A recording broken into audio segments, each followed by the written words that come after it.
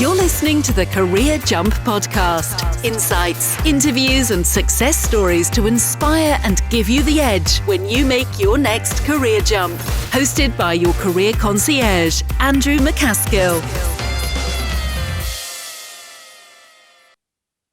Hello and a very, very warm welcome back to the Executive Career Jump podcast. I'm your host and career concierge here today, Andrew McCaskill, and I'm absolutely delighted to be joined by Sally Spicer. Thanks for joining us today, Sally. Thank you so much for having me. It's great to be here.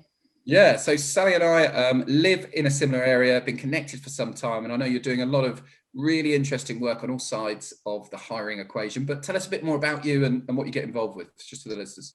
Brilliant. Well, thank you. And thanks again for having me. So I'm Sally Spicer.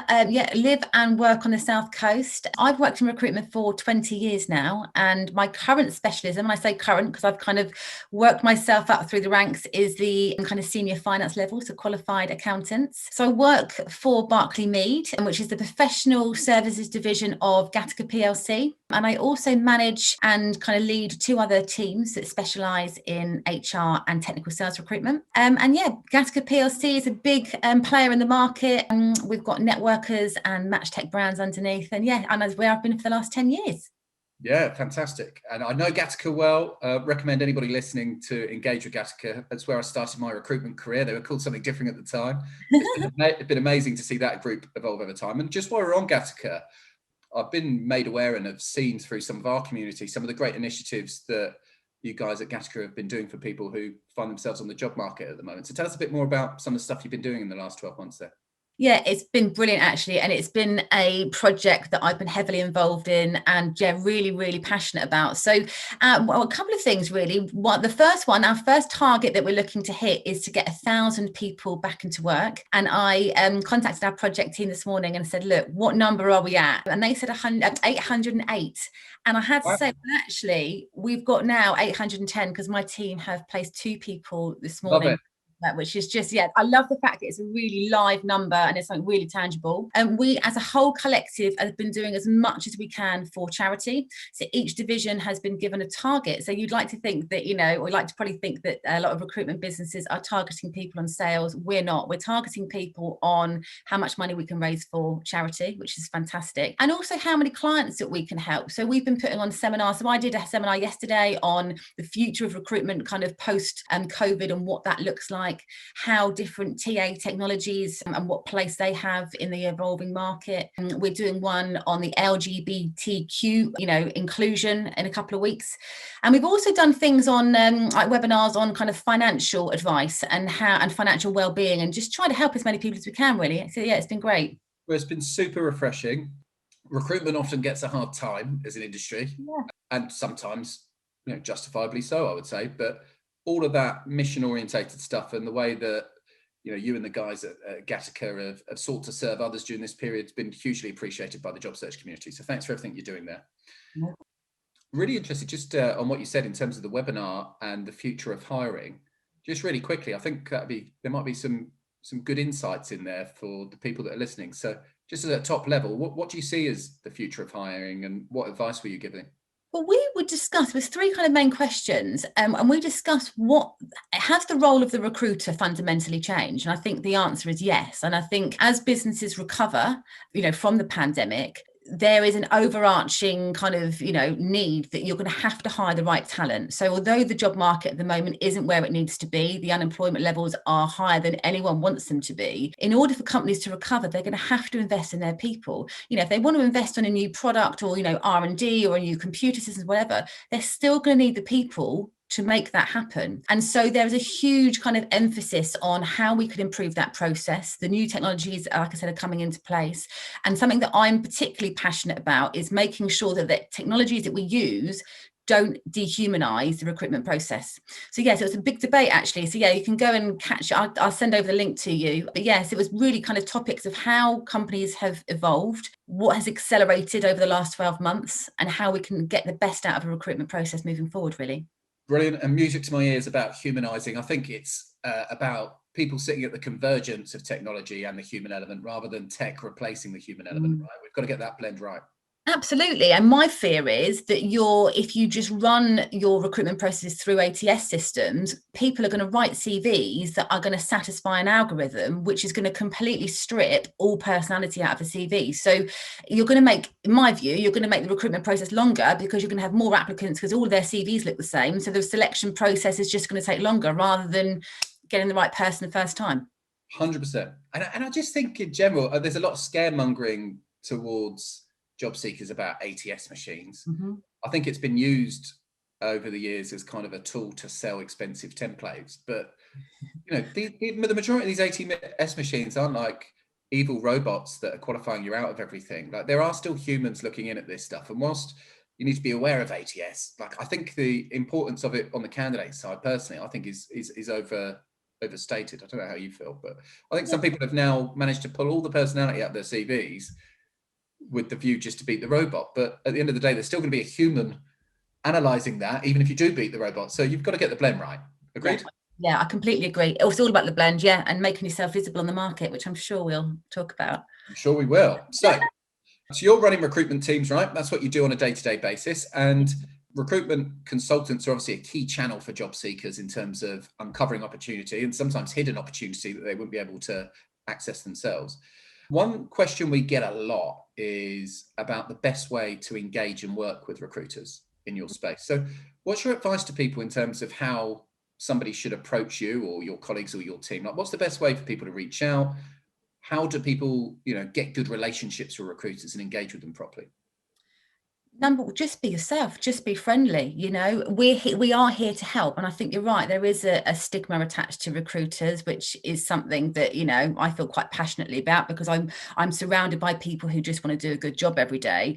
But just be friendly. I think it's always good to remember the world of the recruitment world is a very, very busy one. It's a very, very reactive market. People aren't always available to talk to. But in terms of, if people approaching me, I've got 2 mobile phones, 2 computers. I'm on LinkedIn. I'm on 2 different systems of LinkedIn. I'm on Teams, and I'm also got my email. So I've got and I've got my inbox from LinkedIn. I've got a lot of incoming traffic that I need to cut through. But yeah, just like send me a text message or a voicemail, or, people will get back to you. But yeah, just be friendly and don't be afraid to pick the phone up. We're here to help. You're helping us, the candidates. You're helping us do our job properly. So don't be afraid just to pick the phone up and introduce yourself to people. Love that advice. Love that approachability. And yeah, I hear you on all the different inboxes. Amelia Sordell was talking to me this morning about how she wants to invent one platform where every notification for everything just goes into one inbox. Yeah. And I'm like, if she can do that, that would be very, very good for all of us. So that's very, very good. Another really key topic I'd love to get some insights on is interviews, right? Now, lots of people seem to hate interviews, hate the process, all of that stuff. So love to hear your thoughts on interview advice and how people can improve their interview performance. Brilliant. This is the subject that gets me out of bed in the morning. I absolutely love it. Helping and guiding someone through and coaching someone through an interview process is literally, I could do it all day, every day. And I've done loads of free content on this actually on my LinkedIn page if anyone's interested. My advice is, number one, be authentic, be yourself. You've got to go into a process being yourself because there's no point being someone else at interview and then rocking up in the job 3 months later and they go, well, hang on a minute, who's this person who's sat at our desk once we're back in the office again? Also, put it into perspective and absolutely break it down. I think if you've got a really, really clear narrative and you've got really good structure that you can approach your interview with, you will feel so much more in control of the situation and you'll perform better. So that's my advice to anyone. Fantastic. Yep. Yeah, that rehearsal feels absolutely key. Yeah. Hey everybody, it's Andrew here. Just wanted to very briefly interrupt this podcast episode to tell you a little bit more about our Career Jump Club. So our Career Jump Club was created to help job seekers understand what they want and how to get it, right? So becoming a club member is a great move if you're looking to get the clarity and confidence in order to secure your next role. With the membership, you get a number of different things. So first thing you get is access to our online platform, which has over 30 videos, 40, 50 different templates, workbooks, and it takes you through everything from sort of understanding what you want to how to position your CV and LinkedIn, how to interview, how to close offers and negotiate better salaries, a full end-to-end job search course effectively for senior leaders. So you get that, you get a fortnightly group coaching call, which is with me and with the other members, where we bounce around best practice, share slide decks, share techniques, and share the latest data on what's working for people. And you get to, most importantly, become part of our closed LinkedIn group and our closed community. And in there is where the magic often happens, because you get people referring each other into opportunity, supporting each other, and just sharing. And that's what it's all about. So if you're financially able and you'd like to invest in your job search, head on over to www.execcareerjump.com, all one word, /club. And you'll find the landing page and come and give it a go. We'll see you in there. Anyway, back to the pod.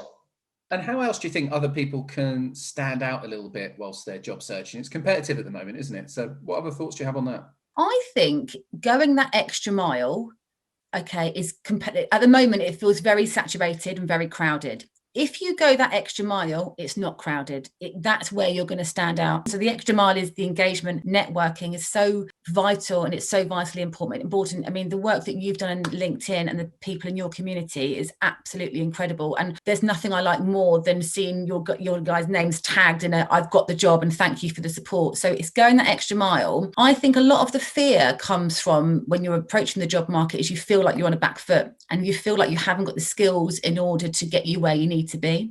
And that's when I think you should reach and lean on other people to help gain those skills, because once you've got it and you've got that confidence, you'll be able to elevate your profile, know what you're saying and know what your kind of superpower is, and you will definitely get highlighted in the market. Yeah, 100%. Some sage advice in there. Clarity and confidence, that's the name of the game, isn't it? And confidence, we spoke a little bit about that before we started the podcast. Sally, what's your view on confidence? And particularly, I know you're passionate about helping other women who are trying to navigate the world of work and fulfill their potential and work with them on confidence as well. Talk to me about confidence as a topic. Oh, I think confidence is a state of mind, and I think it's a state of mind that changes on a daily basis. And I'll give you, a live example. I spoke with one of my clients this morning, and this is a woman who is a director of FP&A who's hiring into her team. And she, to me, is someone I hold in really, really high regard and who I think oozes confidence, right? And she's on the phone to me. I've just filled a job for her, got someone back into work. And she said, Sally, I don't know what it is, but I've got a real imposter syndrome feeling about this, about someone joining my team and living up to that kind of expectation that I've set. And I said, well, firstly, thank you so much for sharing that with me, because I think it's, but that's not how I perceive you. So I think all of these, and I said, right, well, let's, and I did like a little coaching session with her on the phone. I was like, right, let's think about why you're amazing. And we just kind of, I reeled off 5 things literally without even thinking. And she was like, you know what, I just needed to hear that today. So I think, it's a state of mind. It will pass. And you can change it, I think, is the most important thing. And taking control of that change can be game changing. Totally agree. Yeah. Yeah. Well, I mean, often the same humility that makes you a good leader plays against you at times. And that's where that imposter syndrome comes in, right? And I think a little bit of it's healthy. There's nothing more motivating in the morning than going into a situation worried that you're going to be found out as a fraud, right? I've had roles like that, where at a young age I've gone, why have they given me this responsibility? This is stupid. and actually it became, if you channel that imposter syndrome in a healthy way, it can become a good driving force, because you're proving to yourself and to everybody around you, even though they're not doubting you as much as you're doubting yourself, what you can do, and you become what you need to become. But confidence, it's a killer. It's an absolute killer if you end up in a downward spiral with it. That's for sure. It is. And I think, the most important thing is to show that vulnerability and ask for help, even if you don't think you're asking for help. By showing you're vulnerable, you're inviting other people and, to come and support you. And I live by, feel the fear and do it anyway. I live by that quote. And I think you've got to be in a position, or you've got to get yourself in a position of being comfortable with feeling fear, because that fear is never going to go away. You might overcome the challenge you've got today, and tomorrow, or if you're going for that promotion now in this new role, you're going to be, going to have a whole bucket load of fear poured on you, and you've then got to deal with that. So it's never going to go away. Get comfortable with it. Get comfortable being uncomfortable. Yes. I like that. I think that's a great message. So other than confidence, what else do you see job seekers getting wrong? What mistakes? A blanket approach. So what I mean by that is thinking, right, I need a job. I'm going to go out there, and I'm going to use finance and accounting as an example because this is what I live and breathe. It's got the role the title, it's got accountant in the title somewhere. Bang, there's my CV. And where I'm sat in the process is I've got a client who needs their expectations met. They've got a very niche requirement. There's candidates out there who I know who can do the job, and I've just got to make sure they're either in my network already or I've got to go and find them. But what then happens, and the client maybe is recruiting for the role themselves as well, direct, which is absolutely fine, commonplace. What you then get is loads of other noise with loads of other CVs coming in, which makes oh my God, I've had 200 applications for this job, make the people who actually want the job think, oh, there's no way I'm going to apply for that. But 70% of those people aren't relevant. You're creating more work for the recruiter.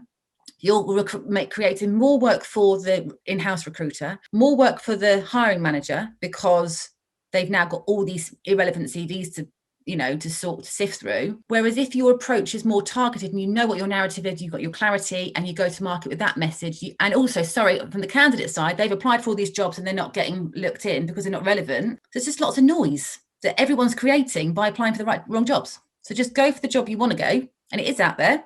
Trust me. Be very intentional in general, right? Just be intentional about your actions and you'll tend to be in a good spot, won't you? Yeah, 100%, because the job is out there. You just got to make sure that you're marketing yourself in the right way. Such a lovely point. We see so many people in that death spiral of sending out loads of applications, not hearing back, confidence getting hit. So send out even more and don't hear back even more, and down it goes. So yeah, love that. Some super insights there. Thank you very much.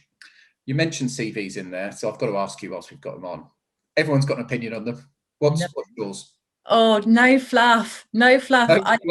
Don't tell me that you're a hard worker, that you can work in a team and you can work independently, right?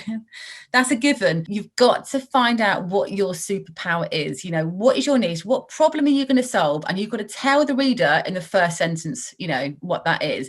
Also, what when people put their full names on CVs, or they put their name and then they put in brackets what they're called, it's your identity. And I think this is where a lot of people struggle. On your point that you were making earlier, is that people struggle. Oh, sorry, actually, it was before the call. Sorry, it's before the podcast. But people are in jobs and they're really achieving, and then they hit the job market and they almost become a different person. Your CV should be a true representation of who you are as an individual, and it's got to show your personality. And what I don't mean by that is, pictures and colours and font. I mean what you stand for in your professional life, and make sure that's on your CV. Excellent advice. And more, I'm trying to encourage people to be updating their CV quarterly, even when they're in post. Yeah. Because one of the challenges we always find is trying to help someone write a CV when they haven't updated it for 5 years is really, really tricky. Whereas if you get into a habit, right, of every time you have a quarterly review, updating your CV, then it's always ready to go whenever you need it with the latest data, and you'll be updating it from a point of confidence rather than updating it from a point of scarcity when you hit the market. So I actually hope we move to this situation where people manage their careers in a more proactive rather than reactive way like that. But I hope we get to a point where we don't have CVs, and that's going to come at some point. We've all got to evolve and develop. But yeah, let's ban it. Remember, I've worked in recruitment for a long time. This is before email. We didn't have CVs. Someone used to phone us up and say, I've got this need. And we'd go, okay, well, such and such and such and such can do that job. And you'd send them in. Change, I appreciate, but yeah. It's interesting, the CVs thing, isn't it? For 10 years, people have been saying that they'll be obsolete. And, LinkedIn in particular, I definitely started seeing in the latter years of working in search, like I'd put all this time into, well, not me, but we would put all this time into formatting CVs and writing cover letters and all of that. I'd send it over to the hiring leader, who would see what their name was and just type it straight into LinkedIn and have a look at their profile. Yeah. So they weren't even kind of engaging with any of that stuff. So yeah, I hope you're right. I think a lot of people hide on CV but fired on culture fit anyway. So it makes no sense to focus on it too much. Absolutely. Yeah, I completely agree. So yeah, watch this space, I suppose. Yeah. And maybe you or your colleagues at Gattaca can come up with a more dynamic version of it, like a fully interactive CV that's got video components and stuff? Oh, well, we've actually taken on video interviewing as a package throughout the last kind of 8 months, which has been absolutely brilliant. But what it's allowed us to do, and what I was doing quite a lot when I was going to say the recession hit, when COVID hit, was interviewing the candidates. So just like we're doing now, and it was a 5-minute, right, come on, let's talk about you. And then I was putting that video in their CV and then sending their CV off. It's brilliant. Smart move. And nothing to stop people adding a link to a video about themselves into a CV. Very, very smart move. Love that. Cool. Okay, very good. When people are in jobs, when do you think they should leave? Like, what do you think is the right moment for somebody to leave a job in your view? Either when their purpose isn't being satisfied, or they're in a toxic environment, or there's no opportunity for growth and development. I think that is the time to leave, and almost thinking about leaving 6 months before you think you might want to leave. I think it needs to be a question that you need to revisit a couple of times a year. Yes. Very, very good advice. Very, very good advice. There's almost a premium put on resilience, isn't there? Resilience, but you can be too resilient. There is a point where resilience becomes madness, and unsustainable. Yeah, and exactly. And particularly the bit you're talking about, if you're working somewhere that doesn't fit with your values, or doesn't give you purpose, then you're on a road to burnout anyway. So excellent advice. Keep an eye on all that, folks. I think that's good work. So a bit more, I'm interested to hear a bit more about you and where you get your information from, what drives you. So, like, I'm a big fan of quotes, right? Do you have a quote that you like, or a particular quote that that means something to you? I think it's the one I mentioned earlier, is to feel the fear and do it anyway. Okay. Because I'm always trying to push myself. And, even like, taking on new technologies at work, getting involved in new initiatives. I'm one of these people who's always on to the next thing. I drive myself crazy, but I'm always, I'm always thinking back, like, how can we do this? Or how can we do better? How can we improve the candidate experience? But a lot of that comes with, oh God, I don't really know what I'm doing. So yeah, I always just try and push through. Love that. And what skill do you want to develop next? I want to develop, and I think there's probably, because I see my face pop up on LinkedIn all the time, people think that I'm really confident, and I'm not. So I just want to I think that is raising my profile to help others. And I think, last year was a real turning point for me, because I've worked in busy recruitment businesses for 20 years, always been in that team environment, and it's a busy, place to be. Being at home for 8 hours a day in kind of almost solitude gave me a lot and speaking to people who had their careers impacted was tough. And it really made me think, right, there's got to be more I can do to help, which is why I started raising my presence on LinkedIn and trying to kind of offer advice in terms of, CVs or interviews. But I want to do more of that. I feel like I've got a real calling. And so pushing myself out of my comfort zone and learning the skills I need to help others. I absolutely love that. And there's a lot of people that are jumping on the bandwagon in terms of helping job seekers and things like that at the moment. But the authenticity of your message really stands out, which is why I was so keen to get you on the podcast in the first place. At a personal level, and also at a Gasker level, it's just very clear that you really want to have that impact, and you're doing it for the right reasons. So thank you for all the content that you've been putting out to help people on that front. I appreciate that. Yeah, thank you. Books, podcasts. Do you like anything on that front? Any you could recommend? I'm a huge podcast fan, huge. And I've read some, business books. I read, Good to Great back in the day. Yeah, absolutely.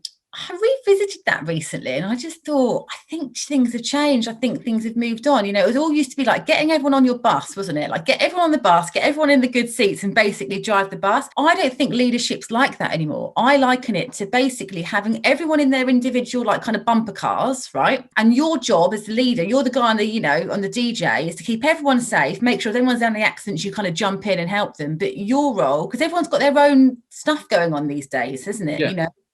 It's basically just to keep that. Yeah, embrace that chaos and keep it moving and look after everyone. Yeah, exactly. But on the podcast front, I love podcasts, and my favorite is How to Fail by Elizabeth Day. I'm not sure if you've come across that one. I've heard of it. Yeah, brilliant. And so everyone goes on there with 3 failures and how they have overcome those failures, and I just find those stories really inspiring. So yeah, I love stuff like that. Yeah, very, very refreshing. Awesome. Well, I think we've covered some superb ground there. As I say, keep up the content. I think you're adding tremendous value. People who are listening to this, where can they find you? How can they connect with you? How can they get in touch? I think probably LinkedIn is probably the easiest way to do it. So it's just Sally Spicer on LinkedIn. There's not that many of us. And you probably see my face pop up all the time anyway. I get bored of looking at my own face. Clubhouse, I'm addicted. And I've listened to a couple of things you've done there, absolutely great, which is Sally Scoach, which is S-C-O-A-C-H. I must learn how to spell that properly. But yeah, just get in touch with me on there. I'd love to be able to help anyone. All right. Well, we'll do a couple of career coaching rooms together on Clubhouse at some point, no doubt. But for now, thank you for investing the time. It was really enjoyable to have you on, and we'll catch up with you soon. Cheers. Thanks so much. Bye. You've been listening to the Career Jump podcast with Andrew McCaskill. For more resources and information, just head over to the Career Jump website at www.execcareerjump.com to supercharge your job search and start making moves. Let's get to work.